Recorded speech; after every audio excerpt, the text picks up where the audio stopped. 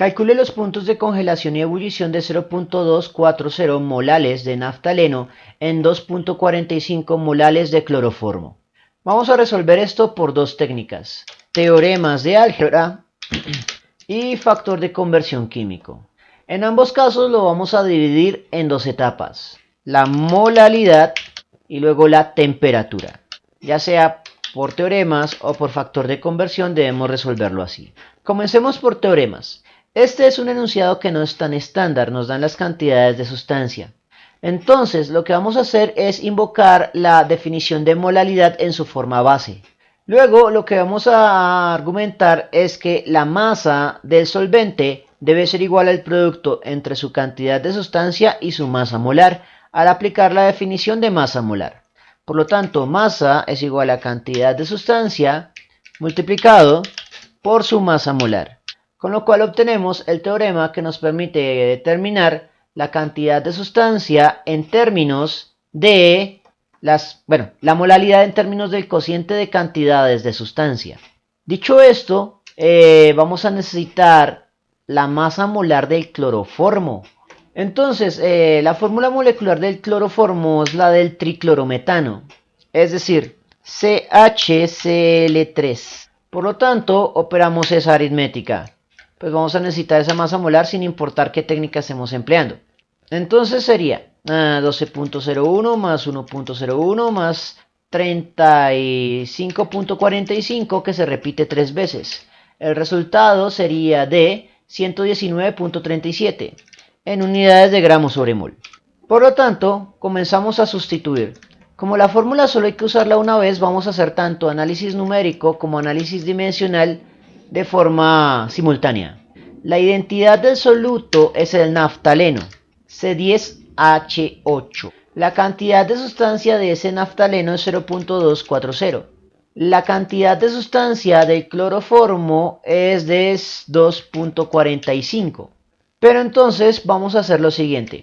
Esto estaría en moles y este estaría en moles. Lo que voy a hacer es convertir de moles a kilomoles del solvente. Entonces muevo esta decimal 1, 2 y 3 posiciones a la izquierda, lo cual me permite expresar en kilomoles. Y la masa molar la vamos a sustituir como viene: 119.37 gramos sobre mol. Mol que multiplica y mol que divide se cancela. Kilo que multiplica a gramo se convierte en kilogramo, que iría dividiendo. Mol que divide a una división en realidad estaría multiplicando. Y mol sobre kilogramo son unidades de molalidad.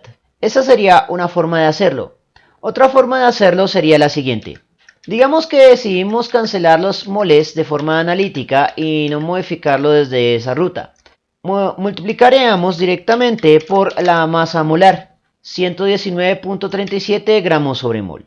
Pero el punto es que necesito kilogramos y no gramos. Podemos mover la decimal 1, 2 y 3 posiciones hacia los más grandes. Y al hacerlo debemos multiplicar por kilo, porque ahí la notación científica sería 10 elevado a la 3 al mover la coma 3 posiciones hacia la izquierda. Y 10 elevado a la 3 es igual a kilo. Por lo tanto, esta sería otra forma de hacerlo.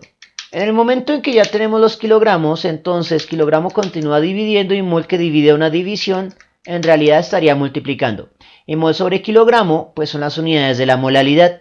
Así que dimensionalmente tiene sentido y operamos la aritmética: 0.24 sobre, abre paréntesis, 2.45 por 0.11937. Operamos el resultado a 3 más 2 cifras significativas, o sea 0.82, 0 y otras dos posiciones que serían 63, para evitar la acumulación de errores por redondeo. Una vez que tenemos la molalidad, podemos calcular las temperaturas mediante la aplicación de las propiedades coligativas de aumento y disminución de temperaturas. Entonces, como las fórmulas tienen la misma estructura dimensional, vamos a hacer un análisis dimensional analítico. Así que sin importar que sea la temperatura de ebullición o la temperatura de fusión, tendremos una temperatura estándar, que siempre está dada en grados Celsius, en las tablas estándar. Luego iría más o menos, dependiendo de la fórmula. Luego iría el factor de Van Hoff, que no tiene unidades. Luego iría la constante de aumento ebullioscópico o de presión crioscópica, pero sin importar cuál es cuál, va en grados Celsius sobre molal. Y mol sobre kilogramo es precisamente molal. Por lo tanto, ya tenemos la molalidad. Molales que multiplican y dividen se cancelan, grados Celsius factor común, por lo tanto será la unidad de la respuesta, y es unidad de temperatura. Por lo tanto, dimensionalmente tiene sentido y lo único que quedaría es comenzar a operar la aritmética. Comencemos pues con la temperatura de fusión dándole identidad, que sería una solución de naftaleno en cloroformo. Luego iría la temperatura estándar de fusión del cloroformo, también conocido como triclorometano, que sería menos 63.5, menos el factor de Van Hoft del naftaleno, que vamos a asumir que es un 1 ideal, ya que el enunciado no nos da pistas de que se trate de una sustancia ionizable. De hecho, esto parece una sustancia molecular, así que su factor de Van Hoft es un 1. Multiplicado por la constante de depresión crioscópica. Buscamos en la tabla el valor de la constante 4.68. Luego multiplicamos por la concentración que calculamos previamente y como el análisis dimensional es el análisis dimensional estándar, el resultado quedaría en grados Celsius. Y operamos esa aritmética. Menos 63.5 menos 4.68 por 0.82063. El resultado será de menos 67.3 a un decimal de confianza. Ahora repetimos el análisis, pero para la temperatura de ebullición. Buscamos la temperatura estándar de ebullición del cloroformo o triclorometano, que sería 61.2, más el factor de Van Hoft por la constante de aumento ebullioscópico, que sería 3.63, multiplicado por la concentración que acabamos de calcular, y como esto se asocia al mismo análisis dimensional, el resultado quedaría en grados Celsius. Y operamos la aritmética. 61.2 más 3.63 por 0.82063. El resultado a un decimal de confianza 64.2. Y aquí terminaría este ejercicio aplicando teoremas de álgebra. Ahora miremos cómo se resuelve por factores de conversión.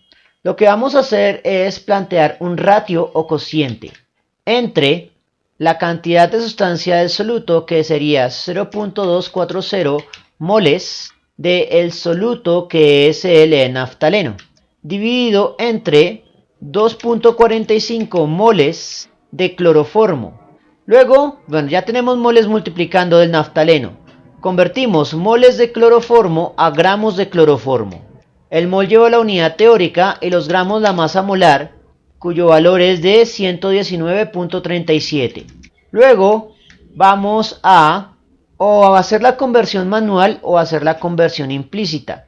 Vamos a hacerlo por conversión implícita en este caso, pero, bueno, sí, por conversión implícita. Entonces, moles de cloroformo que multiplican, moles de cloroformo que dividen, se cancelan. Sin embargo, me falta un paso más, y es convertir de gramos a kilogramos, ya que la molalidad es mol sobre kilogramo. El kilogramo es más grande, lleva la unidad teórica, y sabemos que hay 1000 gramos en cada kilogramo. De esa manera, gramos de cloroformo que divide, gramos de cloroformo que multiplica, se cancela. Y el resultado quedaría como mol de naftaleno en cada kilogramo de cloroformo. Y operamos esta aritmética.